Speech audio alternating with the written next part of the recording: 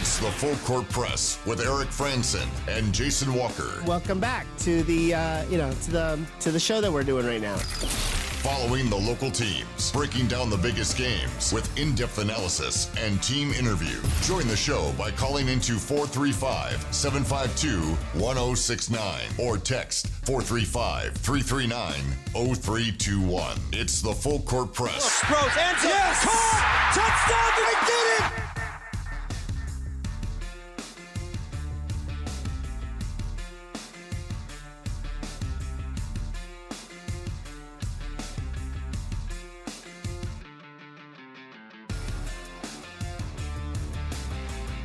Good afternoon, everybody. Welcome on in to another edition of the Full Court Press. Eric Frandsen, Jason Walker. Love to have you part of the program as well. If you want to chime in on the Young Power Sports of Logan text line, 435-339-0321. That's the number to text. Let us know what's on your mind. Pose a question, leave a comment. We'll discuss. And we also have some people that, sometimes you listening to the pod when it's convenient to you. Feel free to post your question whenever it comes across your brain. Just throw it up there on the text line, and we'll get to it when we can. Yeah, we do our best, and we want the text line to be as convenient as possible. So feel free to text in, again, 435-339-0321 on any of the topics at hand. And, again, we'll do our best to get there. A lot of fun stuff this hour. We talked Utah State football, really Mountain West football, actually. A little bit about Utah State, obviously, talking about all Mountain West selections. The Aggies getting 10 All-Mountain West selections. None of the individual awards, but that was probably expected. I went on a rant about coaches. We also talked about Mountain West coaching, the coaching situation around the league. But this hour, Utah State basketball. Yes, we'll talk about Utah State basketball and the hottest new game show on Sports Talk Radio. That's hot take or not a take. This is the second hottest. This is the second best game show in sports which radio. Only comes around this time of year. Yeah, once a year. This is a once-a-year thing. So, and many of you have been waiting. Yeah, I've been waiting. I've legit been waiting for this. Now, I was just going to say, with college football, with Mountain West, before we transition into the basketball, any other coaches that are maybe on a hot seat that are surprised that they didn't get fired? I don't think anyone in the Mountain West, at least as you look throughout the season, were probably at risk. I mean, you look at Hawaii. I mean, I think Timmy Chang was he was on a hot seat. On the hot seat. He cooled that thing off real quick. He definitely cooled off the seat for him with the season he had this year. So, and that's they were patient with him. There were some mediocre seasons, but they put together a really solid season this year. And I think that's really paid off for them. If they managed to hang on to Mike Alejado, they've got a pretty good run in them. I'm not surprised that neither Wyoming nor San Jose chose to fire their coaches, but they will be on very warm seats next fall. Yeah, I think especially for Wyoming, like Ken Niumatalolo. Very good. Did I get it right? Yes, I'm impressed. He's got a little bit of goodwill based off of last season, and I think where they were expecting a little bit more this season. But you know what? You go 3-9. One season. You should never fire a head coach after one season unless things are absolutely catastrophically awful. But I give Ken another chance. I think he'll manage to make things work. But yeah, for Wyoming, this is a proud program that is not doing so hot. No. Defense has been okay, but offense has been bad. Yeah. And so Jay Savell, I think he's got one more chance to get it figured out. Yeah. If things don't get turned around next year, he gone. Yes, I agree. And everybody else, stay where they're at. Still too early for Entz. Dan Mullen may still end up going somewhere. Entz went 8-4. There's no reason for him to go anywhere. Yeah, well, it kind of whimpered at the end of the season, but yeah, he's fine. He's fine. Mullen is fine. He may still end up going somewhere else because the coaching dominoes have not stopped falling. Yeah, like Dan Mullen, I know he's getting attached to some of the bigger jobs, but like he could be that victim of the dominoes where the one coach, then you fire a coach, then they hire a coach. So like, Lane Kiffin going to LSU, that could be the first domino that ultimately leads to Dan Mullen going somewhere. But exactly. It may not be Ole Miss or even the next. Like it's several. I mean, that's how San Jose lost their head coach a few years ago. Right. It was the dominoes that ended with Arizona poaching. I forget his name. Yeah, Brent Brennan. So like that's how that all ends up kind of bouncing out sometimes. Yeah, the coaching carousel has not ended. It has not stopped. It's still spinning around. It won't stop till like the end of bowl season. I mean, maybe not quite to the speed and fervor as maybe a few weeks ago. Yeah, well, with like Lane Kiffin and all that. So. Yeah, but it's still going around. So they're still. I mean, who knows? Sean Lewis may even get poached. Yeah, that's a possibility. But right now, things seem to be stabilizing a little bit. But let's shift to basketball talk. Utah State hoops. They got that overtime win against Montana State. We talked about that yesterday. Lessons learned from that, what Utah State can do to improve. They've got to get things figured out because they've got their first true road games coming up. They have not played a true road game yet on the schedule. So they've got to figure out how to play well away from home, which they've proven to play pretty well away from home, but can they play well in a hostile environment? And I don't know that South Florida is really known for a bad or a tough environment for opponents, but Utah State has not had to go into somebody else's gym yet. And so how ready are they for that? What lessons are they learning?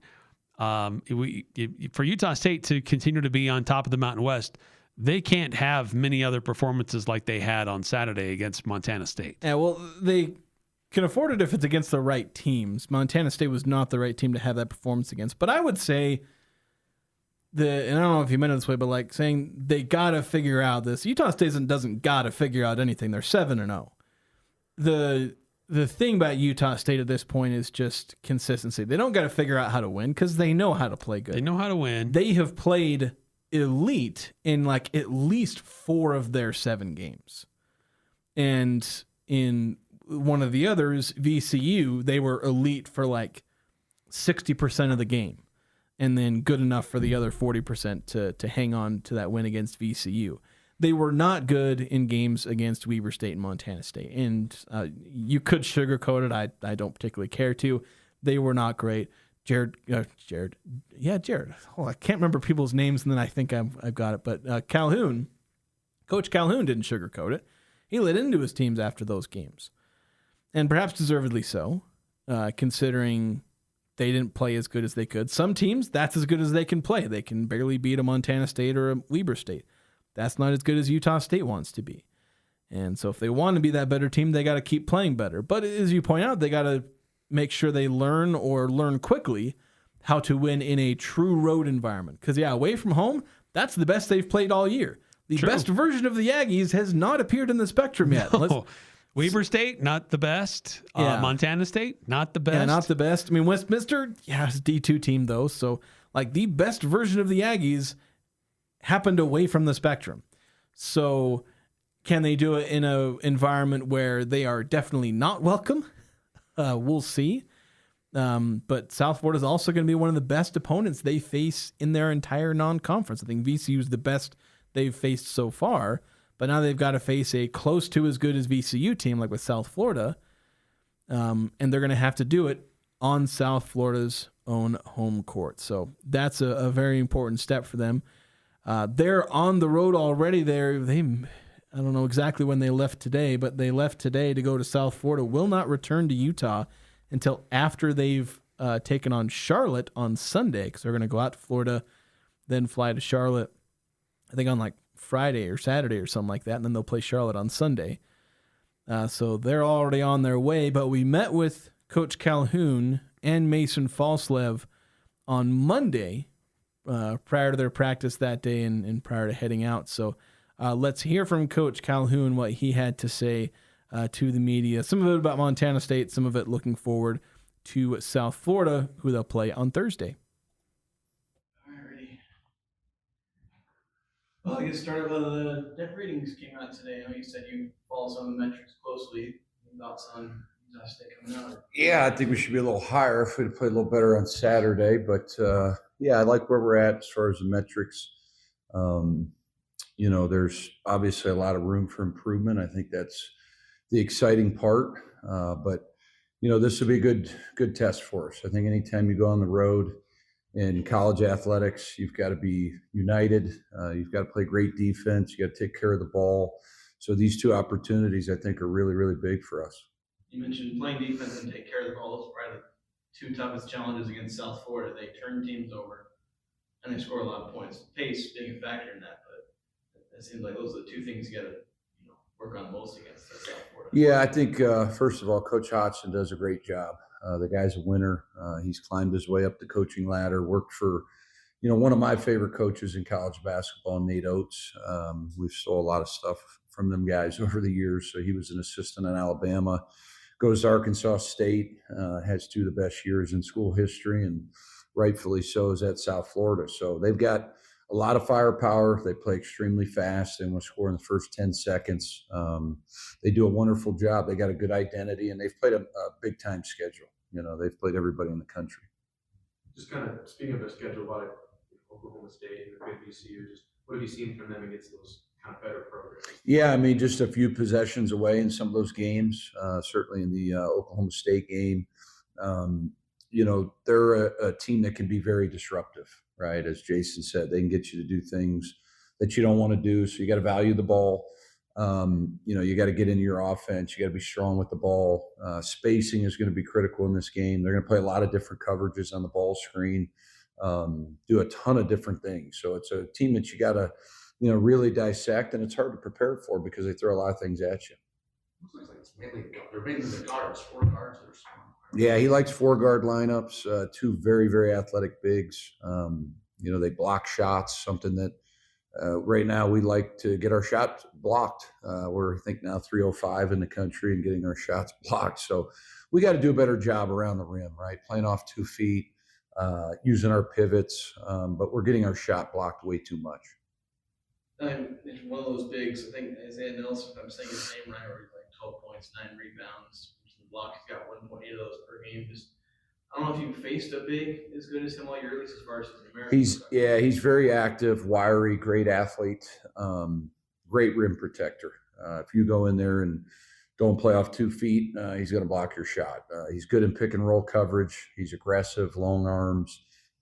So they've got a lot of athletes, and they're going to play a lot of guys. They just played 3 games in 3 days. So he played a lot of different lineups. With the common opponent, they play VCU, obviously, as well. Is that going to give you any kind of starting point in terms of just a scouting standpoint, or is it just maybe a little bit? I haven't really thought about it. That's a good question. I think nowadays it's a mindset with college basketball teams, right? It's what type of prep did you have, leading up to the game. But we know VCU really well, obviously playing them, so we can watch that game and understand them in a whole. But I just think nowadays it's more of a mindset. You get a good mindset with good preparation, and I thought leading up to Montana State, we didn't have great prep, and that was the struggle part of it. And I just hope we come in today and tomorrow, and then we'll leave tomorrow. We'll get to Florida tomorrow night, chartering this trip, which is awesome. And then another real good day of prep on Wednesday and then play. So, this thing's going to come at us pretty fast. So the next 3 days will be really, really important. Would make that last trip east effective, but you were in one spot. How's it different now? You go to Florida, you play, and yeah, we'll be bouncing around. That's for sure. We'll spend the night after the game and then go Friday to Charlotte. 2 great cities. I think, Tampa's one of the, fastest growing cities in the country. Weather's going to be nice. So that'll be nice. And, like I said, I got a lot of respect for Coach Hodgson. I think he's an excellent coach. They have you win with identities, and his identity has gotten, really tough kids, play really hard. They're a team. They have an edge. They rebound. They play fast. And it's going to be a good environment, right? South Florida, you look at what they've done in football and basketball recently here. It's pretty impressive. Mason talked about how one of the things he's been working on was getting set in the first 10 seconds on defense, and you brought it up before. With South Florida, where their average possession length is about 14 seconds. Just how crucial has that become, working on that? Yeah, I mean, you got to run good offense. That's the biggest key. Like, you got to get good shots. You got to get offensive rebounds. you take bad shots, slide ball turnovers, get your shot blocked, they're going to run. So I think part of it is our offense, right? We got to get into offense, and then when we do get our defense set, it's been pretty good. So we can't have blow bys, and we got to guard the ball a little bit better. I didn't think we guarded the ball great against Montana State. I thought they got downhill way too much. Our positioning was bad. So those are things we got to clean up. And then just one last question: just how do you feel like your players have responded? You're kind of hard on them after the last game. How do you feel like they've responded, at least initially? Well, I haven't seen them yet, so we'll go to practice today. No, we have a team. Like, we're a team. We've got good kids, good people in our organization. We've got guys that have averaged 27 wins the last 2 years. We got guys that get it. They understand it. And it's really their team, right? We'll kind of lay out the blueprint the next 2 to 3 days, but I fully anticipate our guys will learn from that experience from Montana State and play better, right? If you practice better, you prepare better, you'll probably play better in the games. So I think, I learned something as a coach. Probably don't schedule a game on the Saturday after Thanksgiving, right? Like, I just don't think that's a good recipe for us. So we'll look at that next year as well, and think about scheduling early, this week or middle of this week. But you learn something every year, right? And I think we learned a lot about our team. They made some timely free throws, and we found a way to win when we didn't play our best. Come along with that, how much going into practice today is addressing the issues from Saturday versus that's out the window, that's behind us? Yeah, that's a good question. No, it can never be behind you. I think you got to learn from those things. Sometimes you look at your opponents too much, right? Sometimes you're so consumed with the next scout, the next team, that you really forget about your team. And I think that's something over the years that we've never done. We kind of self-assess, and that's why I like numbers, because I don't think numbers lie. The numbers are what they are, and those things kind of tell you where you need to get better and where you're good at. And so there's a lot of things on both sides of the ball, personnel-wise, we need to do better. And that'll be really today, right? And then we'll get into South Florida, this afternoon after practice. And then we'll have, really about 2.5 day prep to get ready for those guys. And to follow up, I mentioned not scheduling a game Saturday after Thanksgiving. What would be your thoughts on playing on or around holidays like Thanksgiving, Christmas? Yeah, I think this one was tough because of the trip east. I don't know what we could have done, better as far as the prep. I thought we wore them down pretty good on Thursday and tried to educate them how good Montana State was. I did see some of the guys today. They said, Coach, that team was really good. That's why I told you that for 4 days. South Florida was really good too. Winning is hard, right? It's hard to get a win in college basketball. Every team presents challenges, and South Florida is going to be no different. They're going to be playing at home in front of a great crowd. So we got to lock in on these details of certain things, as Mark said, and get better. You just got to keep getting better. All right, guys. So there he is, Coach Jerrod Calhoun. Some of the lessons learned. They got to take time to focus on what they did right, what they need to improve upon from the game against Montana State. But reminding all of us that winning is hard, and you still take a win, even if it wasn't pretty and it didn't go as the way you planned. It's still a win, and they got to try to get ready for another tough opponent this coming weekend. Yeah, that's the most important thing, is that they won. They didn't play great, and they didn't play great against a not great team. Like Montana State's probably going to be good, but they're not going to be great, most likely. And same thing with Weber State. But you know what? East Utah State wasn't San Diego State losing to Troy. They weren't Boise State losing to Hawaii Pacific. They're not Colorado State losing to Denver. They're not UNLV losing to UT Martin. They're not Grand Canyon losing to, I forget who they lost to, but it was somebody they shouldn't have lost to. Like, they didn't play great, but they won. It's not ideal. They went down in the metrics. There were some consequences to that, but ultimately, they're 7-0. That matters. They still got 16 votes in the AP poll, or 16 points in the AP poll. Like, this is, a Utah State team that is, in terms of their record, doing as best as they possibly can. Maybe not literally, because they could have played better in some of those wins, but when you're 7-0, you have to find things to complain about as a coach to keep your team on their toes. Yeah. And Coach Calhoun is digging for those. They made it a little easier for him in that Montana State game, but he's trying to make sure that this team not just stays, is at the top of where they can be, but stays there. Because as I've talked about with a bunch of other things, like you have to continually move forward. Utah State has to move forward. They have to get better. They have to be like 1.5 or 2 times better than they are right now at the end of the season if they're going to be staying, this high in all the rankings, because everyone else is going to be getting better. Right. Yeah, they played really well in their multi-team event, but that can't be their peak of how good they really are. Yeah. Like it was elite, but it's still very early in the season for them to be playing their best definitive basketball in November. They need to be playing their best basketball in March. Yeah, teams that are elite in November can be sitting on the couch in March. Yeah. So, South Florida, they're currently 77 in the net. So this is going to be a decent team Utah State's going to be facing. Yeah, they're a good team. They're 4-4 right now, but you go look at the 4 teams they lost to. That is not a team that is 4-4. They're knocking on the door of a quad 1. If they can get to 75 or above, that's a quad 1 game for Utah State. This will be one of Utah State's toughest games of the year, at least of the non-conference, if not of the year. Yeah. All right, quick timeout. We got some texts coming in. We'll hear from Mason Falslev as well, and the hottest game show on Sports Talk Radio, Bowl, basketball, or Bogus. Yep. It's coming up on the Full Court Press. It's cold outside, but you can keep warm inside with a quality-built, super-efficient York furnace. Count on a furnace from York because it's backed by the strongest warranties available. Call Advanced Heating and Air Conditioning, your local York dealer, at 752-7272. Online at advancedheating-ac.com.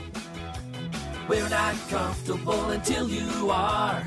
Advanced Heating and Air.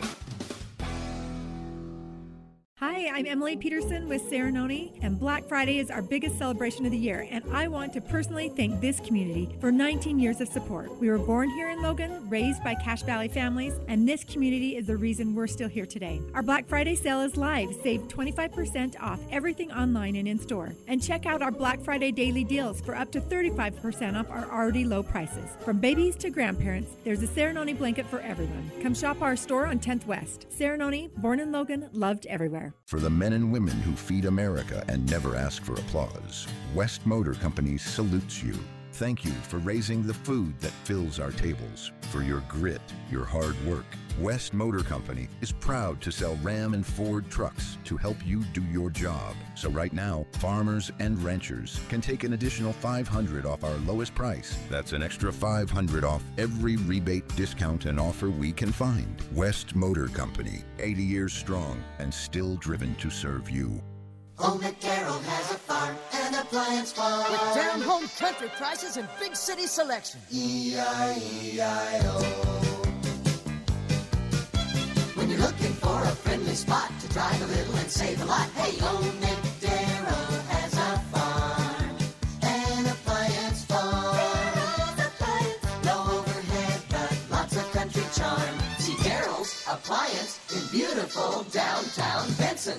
It doesn't matter who you root for. The Full Court Press has all the high school sports covered. The Full Court Press. Connect with us on Facebook, Twitter, and online at 1069thefan.com.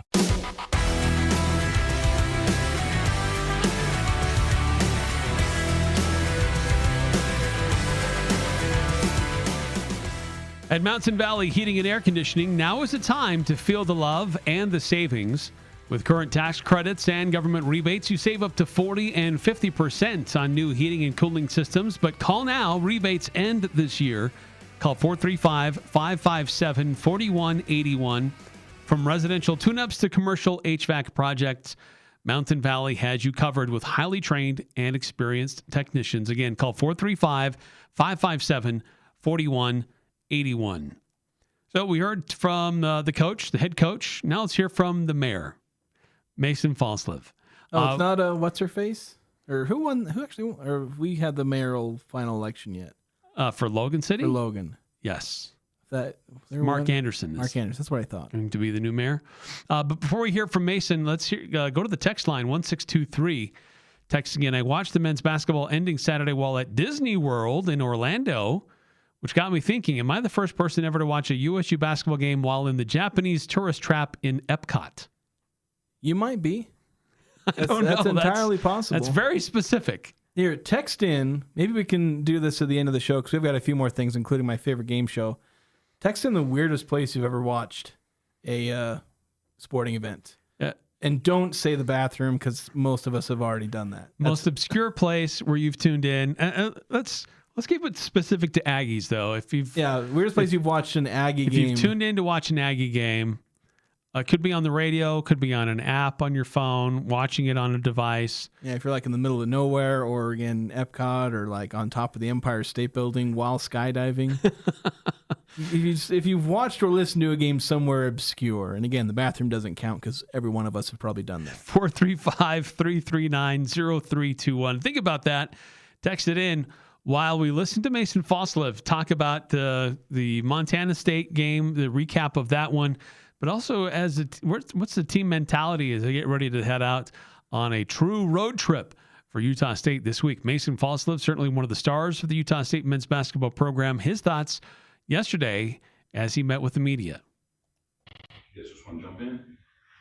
Just what's the last couple days been like? I know Montana State was obviously a win, but slight disappointment. What's the last couple days been like as you guys try and rebound from a not as good as you're hoping for performance? Yeah, I mean, credit Montana State. They came out and they were ready to play. Just about getting better. It's better to learn from your wins than your losses. So, I'm grateful that we won that game and just about getting better. We're not playing against anyone else except for us. So we got a long way to go. Net rankings came out today. I don't know. Coaches talk about it. Watch those metrics a lot. Do you guys ever pay attention to those as much? No, I don't watch clippings. Just try to stay off social media. Try to not look at anything. Yeah, it's a couple of really good games in South Carolina. Was there just kind of a hangover from that, or Thanksgiving? I'm just kind of trying to figure out what happened on Saturday a little bit. Yeah, I mean, I don't know. I think maybe we got complacent. Maybe we were comfortable. I don't know, but whatever it was, we got to get it out of our system. Got a road trip coming up, a couple of games. Now your second trip to the East Coast. First, just physically, does that kind of just traveling take a toll? And then also, how important are these two road games? Yeah, huge road games. Both teams are solid. Got to come prepared, ready to fight. Got to rebound a lot better and do the little things better as a team to be successful out there. What have you seen from South Florida so far? I don't know if you get to watch film or anything specific with them. What do you know of them so far? I know that they're a good rebounding team. I know that they're physical and, it's going to be a dogfight. Score a lot of points, too. They get up and down the court balance. Yeah. No, they're good. It's going to be a good challenge for us, and I'm excited. I think we need a little bit more adversity and more challenges to make us a better team. This will be different from other games because this is probably the fastest team you go up against. They're like top 15 in pace and whatnot. That's we're getting a lot of points just playing fast. You guys have played a few slower opponents. Do you expect this to just be a completely different game in terms of feel? I mean, we got to work on what we worked on last week and we didn't do a great job of was getting set into our defense in the first 10 seconds of possession. So it's going to be a challenge, if they're pushing the ball fast. But at the end of the day, we just got to run and get to our spots and communicate and, be ready. Kind of with that pace, they've got 5 guys averaging double digits per game. 4 of those guards. Just what challenges that present defensively for you guys to try to do? I'd say just guard your own guy. It's something we kind of struggled with last game was staying in front of guys, and they're gonna go at us the rest of the season like that. So we got to be ready. Talk about the defense a little bit. Steals. I mean, it seems like you guys are really being able to get a lot of steals, especially you and Drake. Is there anything specific that you guys have been doing or work on in the offseason to be able to get more steals this year? I think Drake kind of came in and set the tone, and I'm just trying to be like Drake. He's awesome. He's playing free. He's playing great. So it's just a matter of flying around and being in the right position, I would say, and just being ready to dive on the ball when it's there. So your guys' zone turnovers have been something that's been up and down. Some games really good, some games not as good. South Florida team that really turned steam over there, similar to you guys in steals percentage. Just how much of a challenge do you expect that to be? And what have you seen from this as far as how they force those steals? Yeah, we got to take better care of the ball. Me too. I've had some turnovers the past couple games that I could avoid. So, I know coach is going to be all over it, and we're going to try and push the ball, and we're going to play a lot this week and try to prepare for them. They have a common opponent play VCU in their NTE. Does that give you any advantage in the kind of the scouting to kind of see how, having already played VCU, to see how they kind of matched up, or not really? I'd say not really. All right, that's Mason Falslev and meeting with the media. And really, the interesting questions, I think, for both Coach and for Mason, just about preparing for pace of play. And it sounds like something that they were sort of trying to prepare for, but had a hard time really executing against Montana State. So I guess if you were trying to prepare for it, you don't get it right, you still find a way to win. Gives you a chance to readdress that, because it's definitely going to be an issue on Thursday against a high-powered South Florida team. Here's the thing. Montana State, ranks 327th in offensive average possession length at about 19 seconds per possession. So, 327th in the country. And Utah State was spending time trying to, and this is something that Coach Calhoun has brought up multiple times throughout the early goings of the season, talking about how when they get their defense set, you look at he often highlights like the first 10 seconds of the possession. Mason Falslev alluded to that as well. Once they get their defense set, they're pretty darn good. And it's a lot of times those first 10 seconds, whether it be after a turnover, rebound, or sometimes even just inbound after a make, they've been vulnerable to teams getting out to quick points, which, mind you, any team is vulnerable. That transition offense is efficient for a reason, because the defense isn't set and it's easier to attack. So Utah State's emphasis on defense is, well, make sure, get back, get set, don't get burned in transition, mainly by just not allowing transition opportunities to occur. The issue is that while Montana State, again, ranking 327th in average offensive possession length, South Florida has the 10th fastest offense in the country, an average of 14 seconds per possession. So they're twice the old 7 seconds or less offense. Yeah. They don't waste time. Yeah. Now, a lot of that comes from a high turnover percentage on defense. The Aggies rank 25th in defensive turnover possession. South Florida ranks 29th. And when they get those turnovers, and a lot of those are steals, they rank 21st in steals percentage. Although, fun fact, the Aggies rank first. When they get those steals, as they're gunning for them, they get out and run, and they score fast. In those transition possessions, that's what's, dragging that average possession time down, or up, I guess. However you want to look at that. Because, a fast break lasts all of 6 seconds, and that lowers the average. It's not like they're making, inbounding a make and then taking only 14 seconds to shoot. Though sometimes that is the case. That, you're going to have those quick possessions. But a lot of that is force a turnover, live ball turnover, or get a rebound and get out in transition really, really quick. So Utah State is really going to have to get that whole thing about setting their defense in those first 10 seconds down, because South Florida will burn them really hard if they don't get that down. But if Utah State forces South Florida into full half-court possessions, then they're going to have a chance to slow down what's actually been a pretty decent offense so far. And they've been susceptible to that, because this is a South Florida team that's averaging 91 points per game, but they played VCU, they scored 66. They played Colorado State the other day, they got blown the heck out. They lost 83-68. So this is a team that can be susceptible to being slowed down and shut down. But if you let them kind of get out and run, they'll get out and run, even against good teams, because they scored 95 against Oklahoma State, even though they lost that. They scored 95 against a pretty good George Washington team, even though they lost that one. So, they can score high even in losses. So that's something to keep an eye on for South Florida. Is they're fast-paced and very opportunistic offense. All right, we got to take a timeout. We got some questions coming in, some responses on the text line. We'll get to that. We'll also get to the hottest game show, second hottest game show on Sports Talk Radio. Bowl, ball game, or basketball bogus? or bogus. Oh, bowl, basketball or bogus. I can't even get the name right. It's we'll so re-explain the rules when we come out of the break. So hot, my brain can't even comprehend. He's so excited title. for it. That's coming up next on the Full Court Press. Who do you turn to if you want to change out your wood or pellet stove? Advanced Fireplace and Stove. They were voted the gold medalist for Best of Northern Utah for the 5th year in a row in the fireplace retrofit category. Be ready when the government's next wood and pellet replacement incentives pop up. Advanced Fireplace can help you navigate the paperwork. For more information, call Advanced Fireplace and Stove, 752-7272. Online at advancedfireplaceandstove.com. Kids get snow days, contractors take winters off, but Top Shed doesn't. Snowing, freezing, Mother Nature throws a tantrum, we keep building. From sheds to backyard retreats to chicken coops, Top Shed builds on-site in your community across northern Utah, southern Idaho, and Wyoming. If your backyard's ready, we're ready, because Mother Nature can't cancel us.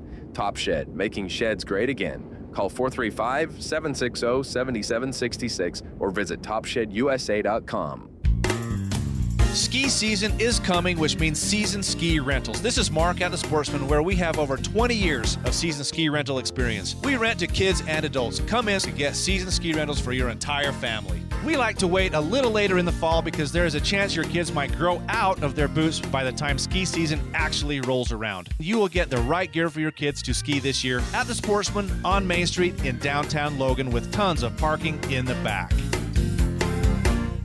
Hi, this is Ashley with LSS Insurance. The Medicare annual enrollment period is here, and now's your chance to compare plans and get coverage that really works for you. Whether it's a Medicare supplement, Medicare Advantage plan, or a prescription drug plan, we'll walk you through your options personally. Call 752-9493 to speak with a licensed agent right here in Cache Valley. No pressure, no cost, just local help you can count on. Don't wait. Annual enrollment ends December 7th. Call LSS Insurance 752-9493.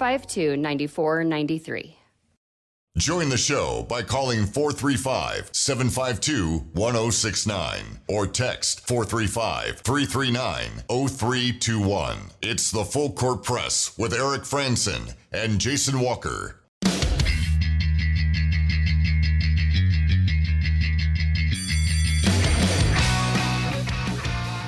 Welcome back to the Full Court Press. Eric Frandsen, Jason Walker. 435-339-0321. That's the Young Power Sports of Logan text line. A couple texts coming in. 8945. Sharing. We were talking about weird places that you've watched a Utah State game or whatnot. Yes, 8945. In a reception line. I was the father of the bride watching the game with the father of the groom. I love that. Yeah. And 9315. I watched a USU football game on my iPad while cutting hay in a swather with self-guidance. I would watch USU basketball, checking 300 cows. One year in the NCAA March Madness game of USU, I had to stop watching the game and start listening on the app because I ended up having to pull a pregnant heifer. And then I'm not. So a lot of farm work. Yes, going 9315. Staying dedicated to the Aggies while doing farm work. That is that is like quite most the variety. Typical Aggie there. Yes, excellent. I'd love to continue to hear your most obscure places where you watched or checked in on an Aggie game, not there in person. But while you continue to think about that and send those in, let's get to the most exciting game show on Sports Talk Radio. So if I get this right, bowl, basketball, or bogus. Yeah, so we do this every year around bowl season where I quiz Eric on his knowledge of the names of bowl games. And we do this I have a few bowl games that I've selected. I've also taken a few multi-team events, that's the basketball. And then I just make up a few. And I frame them all as bowl games. So I will say this bowl, but Some of them are actually could be a multi-team it could be a event. multi-team event where I've taken that name and just slap bowl onto it, or I just make it up. The sponsors a lot of times are real, but sometimes I just attach it to the wrong bowl game.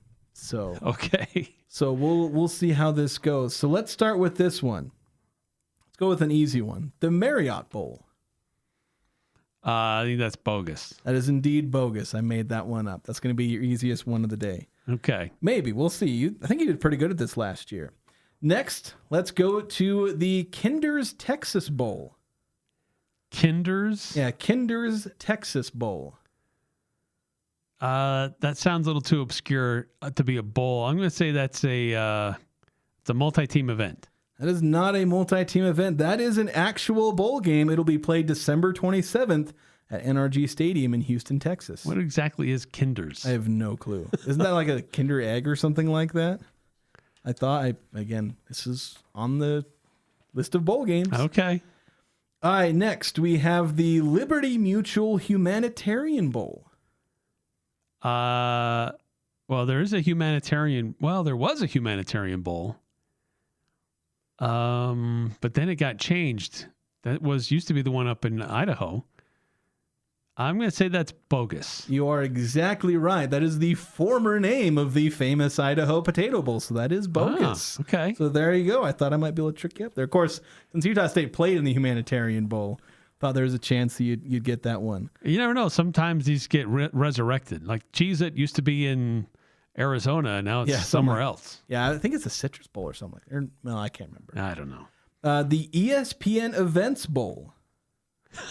We were just talking about this. Yeah, we were. The other day, there's a replacement for the Bahamas Bowl. So I'm going to say that's real. That is a basketball. I mean, maybe it's a bowl game, but it is not one. It is not one of the official bowl games listed. Okay. It is the ESPN Events Invitational, which this year featured BYU among 16 total teams. Oh, at the Wide World of Sports campus in Orlando. Yeah. All right. Next, we have the Game Above Sports Bowl. Game Above Sports Bowl. Yeah. I'm going to say that's a multi-team event. It is not a multi-team event. It is a bowl game to be played on December 26th at Ford Field in Detroit. I thought that was like the most generic sounding one. Game Above. Okay. Next, we have the Go Bowling Gotham Bowl. I'm going to say yes, that's a real bowl.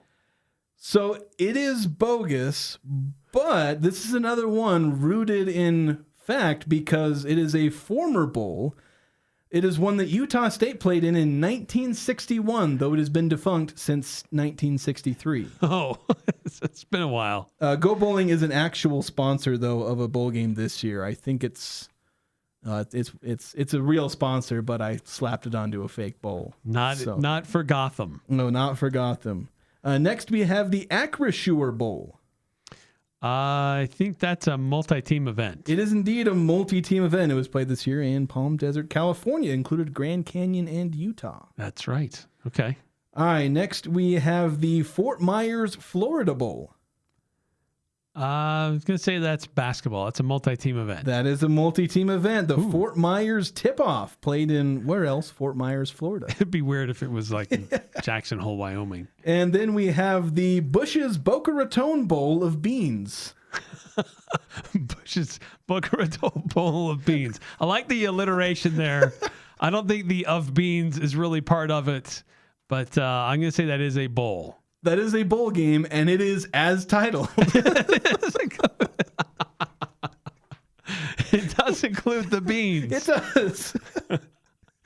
Couldn't keep a straight face reading that. So there we go. You only got 3 of the 9 wrong, so you did pretty good there. I got you on the ESPN Events Bowl, the Gotham Bowl, and in the Kinder's Text. So 1 of each, 1 basketball, 1 bogus, 1 bowl game. So you're getting better at this. That's the problem is you're getting good at this. I can't trip you up on things anymore. I try not to pay too close attention because I know you really enjoy this. So because I know there are multi-team events. Sometimes like I come across them like the Acrisure or whatever. Yeah, Acrisure or whatever. Acrisure because I was scoreboard watching for Grand Canyon and saw that they were involved in that. Yeah, so there we go. That is until next year, bowl, basketball, or bogus. Yeah, we've had a lot of multi-team events. We're not through. There's going to be a few more. Yeah, there's a few more. But mid to late January is where a lot of them happen.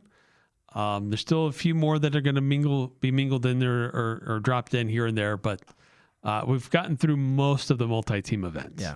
5860 helping us out. Kinder's Food Spice. It's for smoking meats and whatnot. Oh, okay. And source, he's from Texas. So, I mean, I'd have trusted you anyway. All right. Okay. And then... Which that one's in Texas. So that's probably why. Makes sense. It's a Texas branded spice, and it's a game being played in Texas. 8968, I once watched part of an Aggie game during a funeral. Got a few weird looks for having earbuds in my ears. Yeah. And then I remember the Aggies losing the Gotham Bowl to Baylor. It was one of the highest rankings of an Aggie team and included Merlin Olsen and company. Yeah, I know. Love how I cite these things that happened a long time ago in 8968. It's always like, I remember that game. It was a while ago. But yeah, there's interesting story around the Gotham Bowl. And I also got a debate whether or not I'm going to revive my written version of like the definitive Utah State Bowl history. Because didn't they go to one that was like a grape bowl or something like that? So they've been to the Raisin Bowl. I think maybe that's what it was. Well, the Raisin Bowl, but I think also the Grape Bowl. Except the funny thing is, and I think it is the Grape Bowl because it's like 1947. Except that if remembering that one right, there is one bowl that fits this, and it might have been the Grape Bowl, but like it wasn't an officially sanctioned bowl game. It's like Utah State when they announce a bowl game. This Sunday, they will say it is their, I think, 18th. But according to all official NCAA record books, Utah State will appear in their 17th bowl game. It's all like Utah State claims one more bowl game than they've actually been to officially. Just because that one, again, back in like 1947, wasn't an officially sanctioned NCAA bowl game. Just a couple teams decided to play each other after the season. Well, the thing is, no, they actually decided before the season that they were going to play. And maybe that's what it was, but like it was before the season started, Utah State and Pacific decided they were going to play in a bowl game at the end of the year, regardless. Wow. So, just kind of weird. Maybe they would start doing that. Like, yeah, we're going to go play in a bowl game. Yeah. Well, I mean, back then it was like... Forget the records. A lot of time back then it was just hardline. Whoever is the championship, that's, who gets in. It was there used to be very many bowl games. Yeah, and that's why Utah State, like they had a bunch of good years in the 70s, and they couldn't get into a bowl game despite going like 7-3 or 8-3 or 9-4 a bunch of times, because bowl tie-ins were the thing. Like they beat BYU, and BYU got into a bowl game over the Aggies because bowl tie-ins. Right, they matter. Mm-hmm. All right, we got to take a time out here in the Full Court Press. I still love to hear from you. The most obscure place where you've checked in on an Aggie game. Well, let's talk the Jazz if we have to. Yes, Utah Jazz. Nice win last night for the Jazz over the Houston Rockets. 435-339-0321 if you want to chime in. Looking for a luxurious local space to host your next gathering? The Hive Event Center in downtown Logan brings modern elegance to your wedding, private party, or business event. Your guests will be amazed at the glamorous design, and you'll benefit from the advanced tech included in every rental, from DIY parties to full-service packages. 255 South Main in Logan behind Beehive Grill. Luxury lives here. The Hive is your place to gather. Luxury lives here. Luxury lives here. The Hive. See us online at thehivelogan.com. Looking for comfort and convenience in Logan? Stay at the Bomb Motel for just $79 when you mention Aggie 79. Just minutes from USU. Perfect for football games, commencements, campus events, and more. Enjoy your stay without the hassle. Your sure stay Bomb Motel offers cozy beds, free continental breakfasts, and a seasonal outdoor pool. True comfort and value. $79 rooms with Aggie 79. The Bomb Motel. Call 435-752-5220. That's 752-5220 today. Addiction is the one thing that everybody knows about, but not many people talk about. If you're finding yourself in a situation where you're struggling with personal addiction, or maybe you love someone who's struggling with addiction right now, our friends at Renaissance Ranch have a place where you can go for healing. And they focus on more than just the addiction. They help your family heal too. Addiction doesn't just impact one person, it impacts everybody it touches. Learn more at renaissanceranch.net. Also, you can visit their location right here in Logan. This is Ryan at My Mattress. We've been thinking about what you're going to get each other for Christmas, and we want to help out a little bit. Jewelry, The bling is cool, but didn't you do that recently? USU season tickets. No. Well, maybe. And if you do, call me. We'll go together. A hot tub. Yeah, they're cozy for 30 minutes, but let me suggest something that'll keep you cozy and supported and help your day go better. A mattress at My Mattress. The best time of the year to buy is right now. Come in today and sleep better tonight. The best Christmas gift possible. It's the Full Court Press with Eric Frandsen and Jason Walker.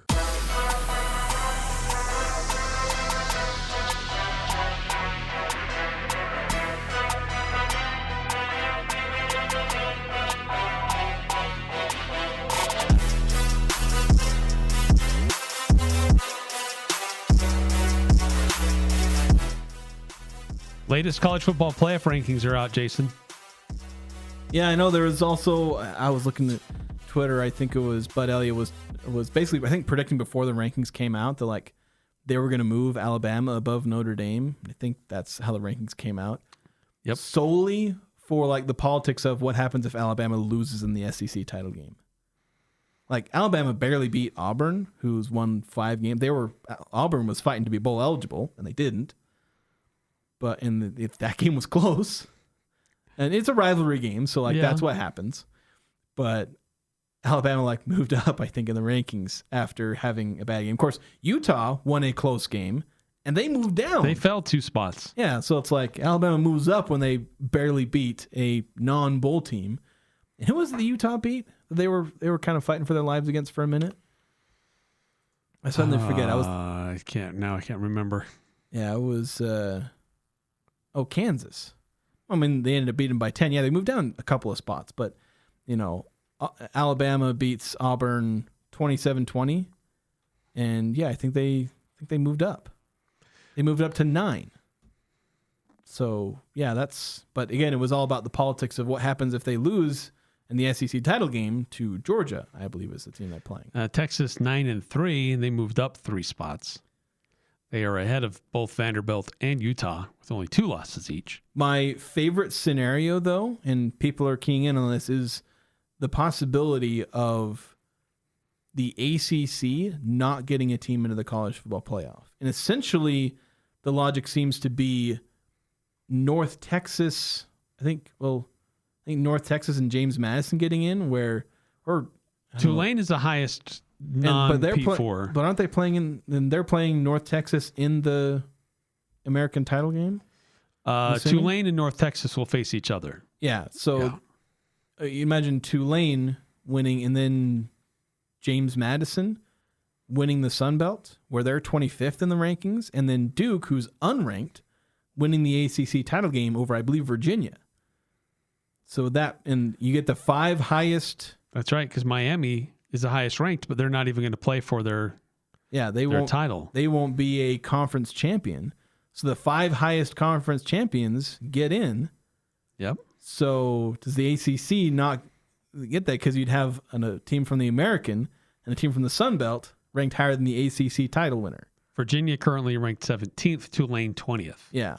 But if Virginia wins the ACC title game, they get in. Yeah. Because they'd be the highest. They'd be ranked higher than Tulane or James Madison. Of course, to me, the obvious answer is if Duke wins, they get bumped ahead of likely James Madison. They could be who knows who are the next. Do they list who the next 5 are out? They don't. It'd just be 1 through 25. James Madison's there at 25. Duke wins. You leave James Madison at 25 and you bump Duke up to 24. Problem solved. Or the committee could do the funniest thing and leave the ACC out. And I think that would be fantastic. 5 teams from the SEC are in the top 10. Yeah, that's your SEC bias. And of course, they're conspiring against BYU, as BYU fans are wont to believe. Of course, some of the stuff I've seen, I don't think they're necessarily unjustified. Yeah. And of course, it's mostly just Big 10 erasure or Big 12 erasure. Because the committee loved the Big 10 and SEC, especially the SEC. And, Fox stands for the Big 10, ESPN, all in on the SEC.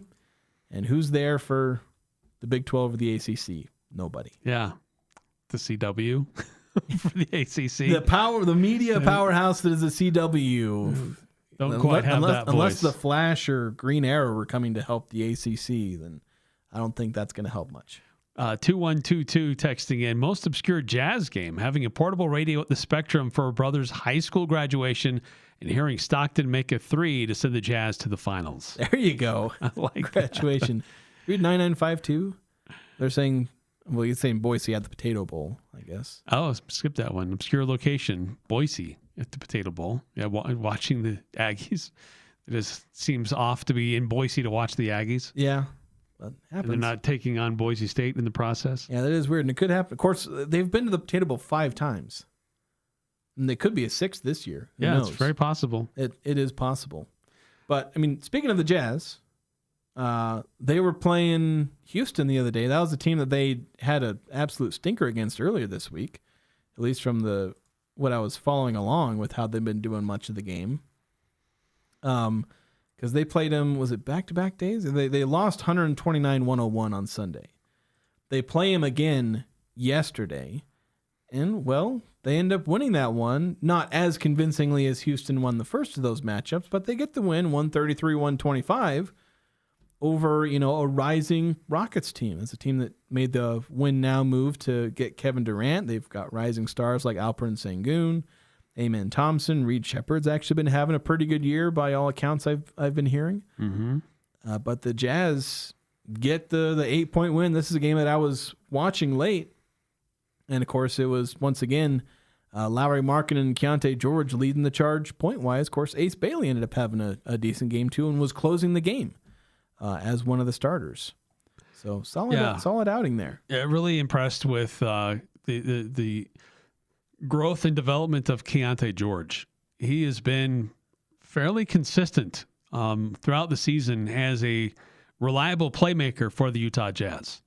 Attacking the rim, scoring from the outside a little bit, not at the highest efficiency, but he also dished out 8 assists last night. So it's not just all Keontae looking for himself. Yeah. Well, he's improving his efficiency, and that's the biggest thing is he's improving his efficiency.